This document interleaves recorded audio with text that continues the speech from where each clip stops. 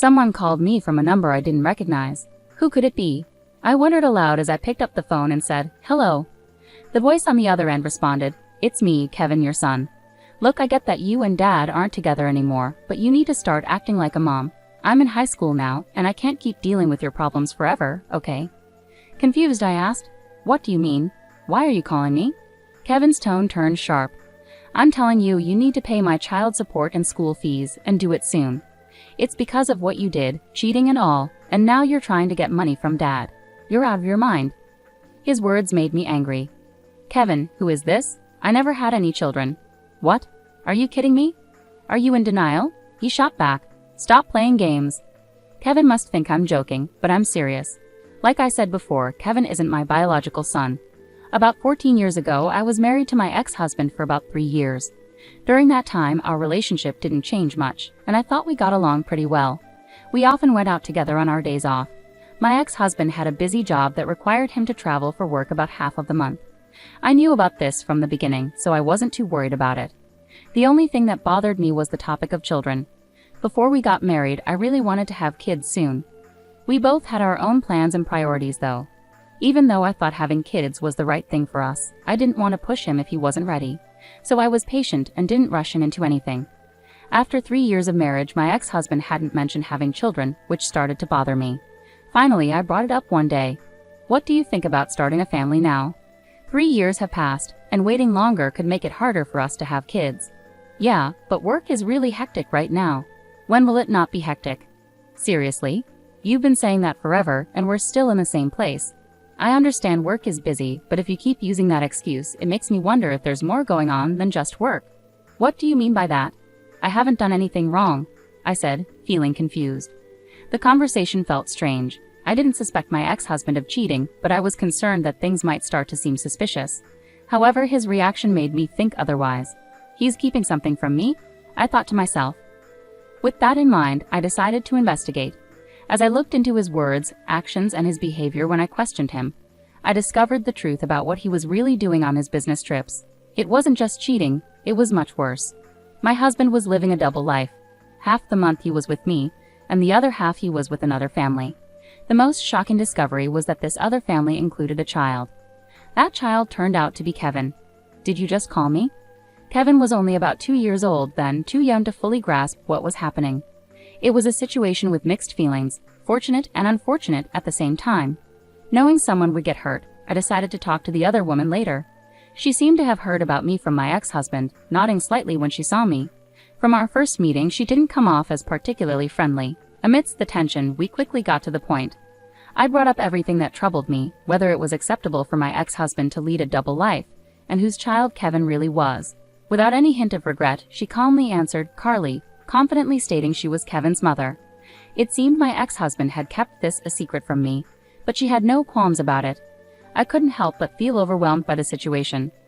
Finally, I asked her what her plans were moving forward. "I'm not planning to change anything in my life now. I'm fine with how things are," she replied. "Besides, I don't think he's interested in having more children." "Why do you say that?" "When I told him I was pregnant with Kevin, he didn't seem happy. He said it would have been better if the timing had been different. So my pregnancy was more of an accident. Otherwise, I don't think he would have wanted a child. But he told me he loved kids. Doesn't that mean he wanted a child with you?" She smiled faintly and said, "Isn't that strange? If that were true, why did I, who wasn't keen on having a child, end up giving birth, while you, who wanted a child, didn't even conceive? Can he truly say he loves children?" "Well, I'm sure he said he loved kids, but maybe it was just something he said to impress you. Perhaps he used it as an excuse to get close to you." I wanted to argue, but I couldn't find the words. It felt like she had hit upon something true, and it made me question whether my ex-husband had been sincere about wanting children despite his actions saying otherwise. In the end, I started to believe the other woman was right. I felt powerless, like the best I could do was seek compensation. She seemed calm about it, which only made me feel worse. A few days later, I filled out divorce papers and handed them to my husband, telling him I would also be seeking compensation. He probably heard about it from the other woman. My husband accepted everything without questioning me. What was the point of it all? Why did this man even marry me? There was only one thing I couldn't stop wondering about. On the day I packed up and left, I asked my ex-husband, "Why did you marry me? I just don't understand." "I'm not sure either. I often wonder why we got married in the first place. If we didn't even know, maybe we shouldn't have. Yeah, maybe. If we hadn't, you wouldn't have to deal with a divorce now. But hey, you married me because you liked me, right? We both made a mistake. Let's move on to a better life now. Thank you for everything. Same to you. I'll pray that I don't choose someone like you in my next life, I said, and then we got divorced. I became single again, changed jobs, and moved to a different state, aiming for a fresh start. It was a valuable experience for me to approach everything with a new mindset. My ex-husband occasionally contacted me for paperwork, but we never discussed our current lives. Maybe he wasn't interested. He had his own life, and I had mine. About 10 years passed without us keeping in touch. Then unexpectedly, I received a call from Kevin. I was curious about the reason, but it turned out he was asking for child support and school fees. Kevin is the child born from my ex-husband's affair. Naturally, I have no legal obligation to pay, but he wouldn't accept that. Don't you feel ashamed as a mother? If that's the case, then don't have any children, he kept repeating. It was frustrating to hear the same thing over and over. I didn't want to escalate things, so I waited for him to calm down. Finally, after a few minutes, I managed to speak up. Can I say something? There are a few things I need to clarify. How did you get my number? It's obvious. I got it from Dad. Our family hasn't been doing well lately, and things seem strange. Eventually, we couldn't afford tuition and other expenses. Because of that, I had to start working part-time. Dad said it was all your fault. That's when I started hearing different things about you, Mom, that you cheated on Dad and left without fulfilling your promises to pay. Until then, I hadn't asked much about the divorce, but now it all made sense. It's all your fault, he concluded.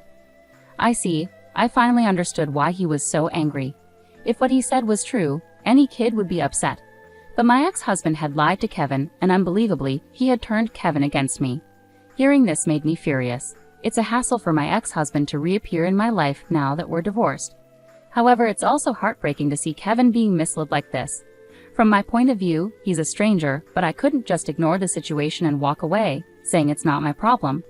After remarrying and having children with my current husband, I felt a responsibility as a parent to do the right thing. Kevin, now 16, seemed old enough to hear the truth. Kevin, everything I'm about to tell you is the truth. If you need proof, like a DNA test, I can arrange it. Can you listen to me for now? I asked. Yeah, Kevin replied hesitantly. As I revealed each detail, he grew increasingly agitated. If what you're saying is true, why did Dad have me call you earlier?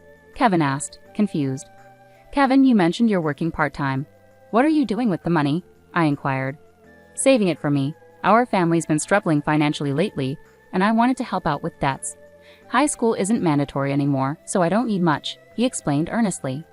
You're such a responsible kid. But have you ever wondered why, with that money, you can't cover your tuition and expenses? Well, sometimes my phone bill payment is late. I think Dad might be short on money. Is he working right now? He's working. He goes to the office regularly. I see.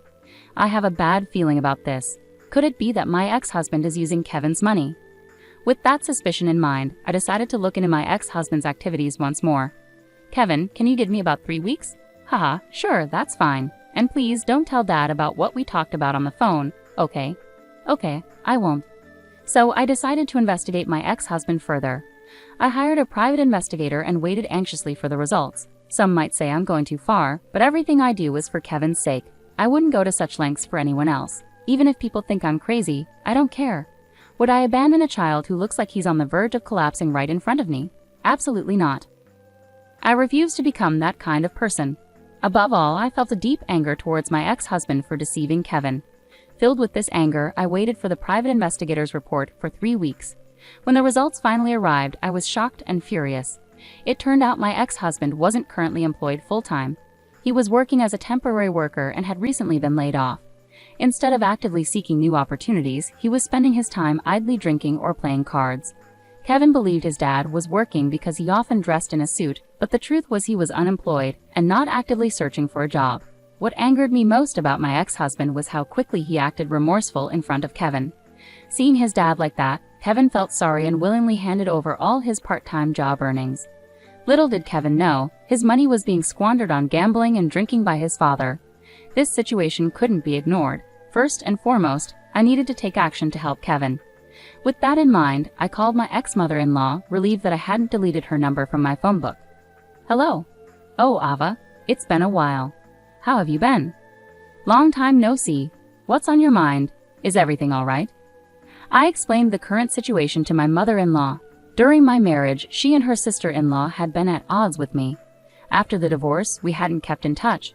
However, it seemed she had heard about my divorce and understood that I had moved on with my life, so she wasn't upset at all. I see. I'm sorry I didn't mention it earlier. I thought it would be better coming from him, but he was cheating, wasn't he? My mother-in-law's voice took on a somber tone. As I shared all the details, she let out an angry exclamation over the phone. I understand now. It all makes sense. I wasn't informed about the birth because he had a child with someone else. He brought Kevin to see me, but I was told not to contact you because you needed space after giving birth. Some people go through mental instability or even illness during that time, so I respected your privacy. When I found out about the divorce, I felt sorry, but I didn't know how to reach out to you. Is that right? Now Kevin visits occasionally, and it brings me joy. Regardless of how he came into this world, he's not to blame. I want to support him and be there for him in the future. You've always been understanding. I'm actually relieved to hear you say that. I called because I wanted to ask you something about Kevin. Could you and your husband help raise Kevin together? Of course.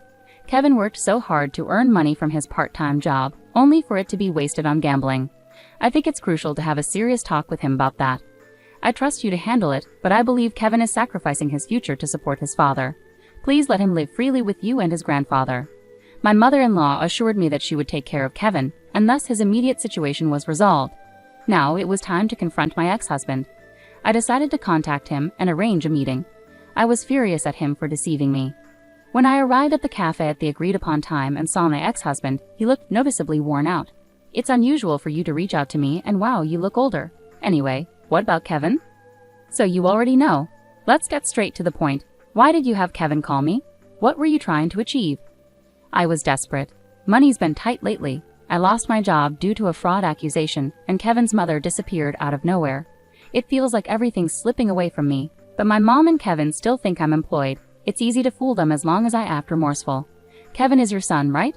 Doesn't it make you feel something? He's such a dutiful son, giving me money. You won't find a more devoted son than him. I understand now. I feel relieved hearing you say these things openly. Suddenly, 3 people stood up from a nearby table and approached us. Huh? What's happening? You're truly despicable. We overheard everything just now. Even after all this time, your character hasn't changed. It's over for you. It was my mother-in-law, my aunt-in-law, and then Kevin. To convince everyone, they needed to see his true nature with their own eyes. My ex-husband started to visibly flounder, unable to find the right words. As everyone chastised him, he kept glancing at me, seemingly seeking help. But even if you make that face, it won't change anything. You need to accept responsibility for everything you've done and recognize how disgraceful your actions have been. And with that, the incident came to a close. Since then, my ex-husband faced criticism from my mother-in-law, aunt-in-law, and father-in-law. He was pushed to find work and eventually secured a job at a construction site through my father-in-law's connections. My father-in-law insisted it was to straighten him out. Moreover, he arranged for child support to be deducted directly from his wages. This ensured that Kevin's tuition and other school expenses were covered. Kevin has since been living with his grandmother. While I remain deeply disappointed in my ex-husband, he has apparently shown kindness to my mother-in-law and father-in-law. Kevin continues to be a kind-hearted child through it all. I'm still uncertain if my actions were entirely justified, but there's no denying things have improved. My greatest wish is for Kevin to find happiness. As my mother-in-law wisely said, a child born into this world bears no guilt.